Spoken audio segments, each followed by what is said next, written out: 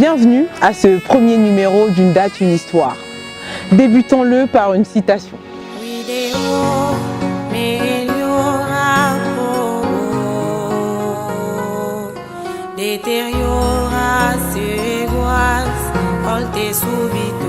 Au regard de la désignation à venir de certains d'entre vous par le Christ pour me seconder, je tiens à vous rappeler ce que devra être votre conduite. Vous ne devez en aucun cas vous faire rétribuer pour les actes que vous accomplirez au nom du Christ.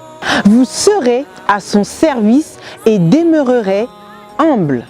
Abstenez-vous de l'orgueil et de fierté, car les actes que vous accomplirez ne sont pas vôtres, mais de la puissance et de la seule grâce de Dieu par l'Esprit de vérité.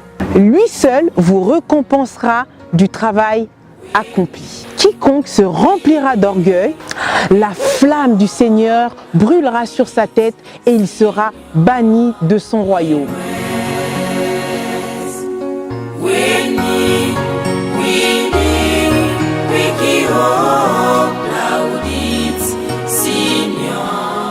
D'après une pluralité d'ouvrages, dont celui de Papa Simon Tiangani, intitulé Les éphémérides, c'est ce code sacerdotal que Papa Simon Kimbangu va édicter à ceux qui seront désignés comme ses auxiliaires sacerdotaux le samedi 7 mai 1921 à Nkamba dans les courants de l'après-midi.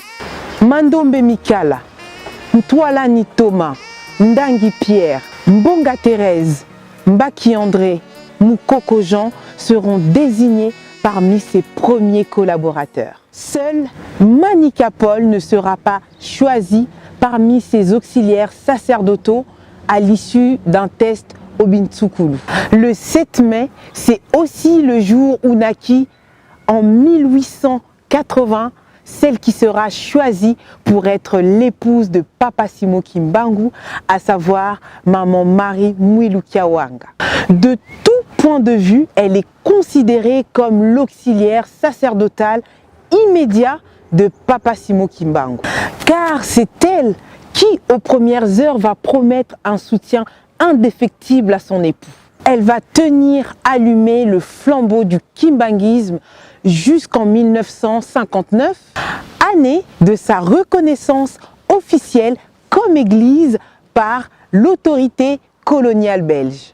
Voyageons à l'échelle européenne pour nous faire une idée de ce qui s'est passé à cette date au cours du XXe siècle. Tout d'abord, le 7 mai 1948 marque la création du Congrès de la Haye ou Congrès de l'Europe qui aboutira par la création du Conseil de l'Europe en 1949. Faisons une petite escale en Russie.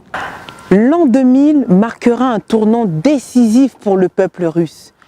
Vladimir Poutine deviendra président pour la première fois le 7 mai 2000. Nous allons maintenant faire un saut en France, à l'Élysée, où en 1995, Jacques Chirac est élu président de la République française. Cerise sur le gâteau, le 7 mai 2017, l'ancien ministre de l'économie, Emmanuel Macron, est élu pour la première fois président de la République.